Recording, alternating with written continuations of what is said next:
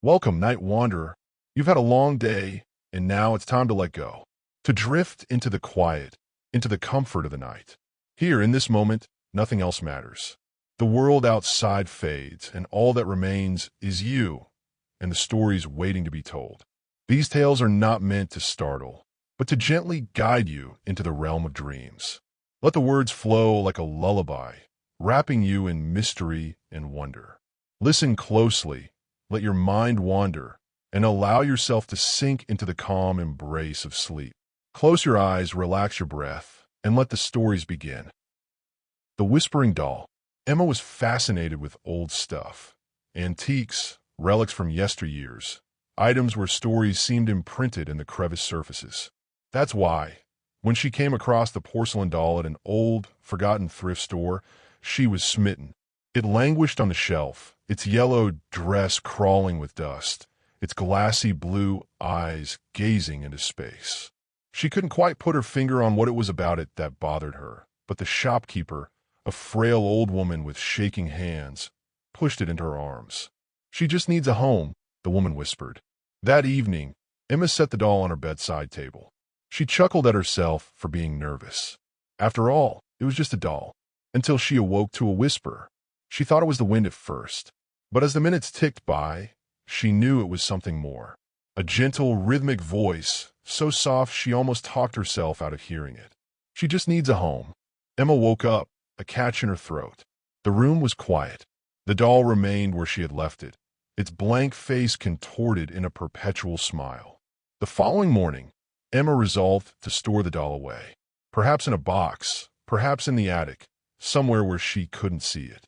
But when she went to retrieve it, she discovered small scratches on her nightstand, as though something with little hands had been creeping up towards her. That evening, she locked the doll in her closet, but the whispers returned. This time, they were nearer. "She just needs a home." Emma flipped on the lights, her heart pounding. The closet was open a little bit. The doll was not in there. It was on her bed, right next to her pillow. The following morning, Emma went back to the thrift store. She stormed in, looking for the old lady, but the store was deserted.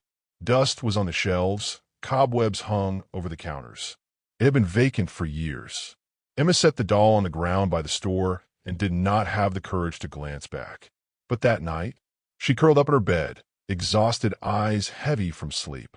Whispers curled across the darkness. I found my home. Story 2. The Staircase That Led Nowhere. There was once an old gossip about the graystone house along the outskirts of town.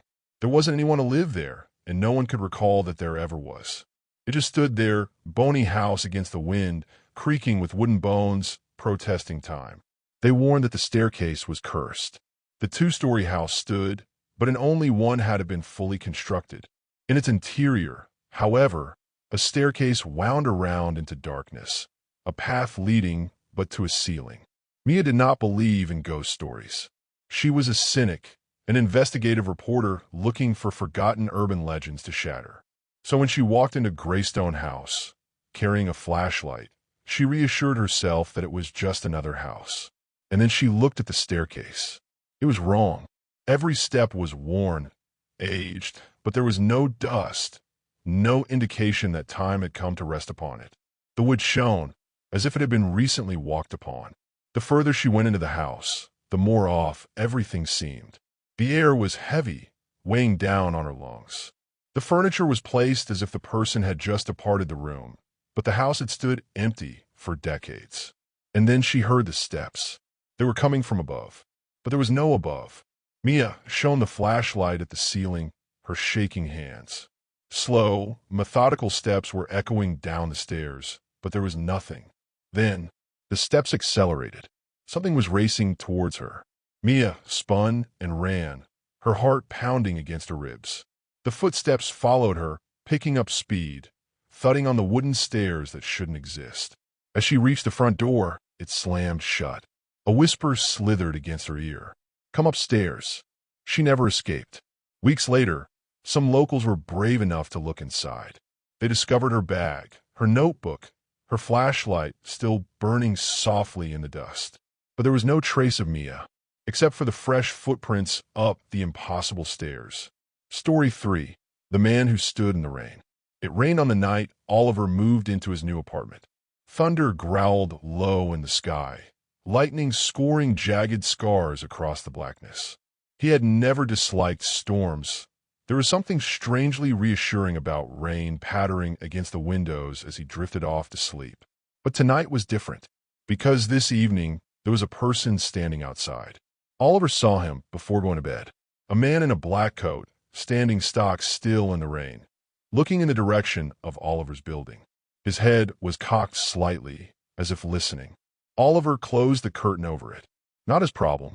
Maybe the guy was just lost or waiting for somebody. But an hour later, he was still standing there, and he had moved closer.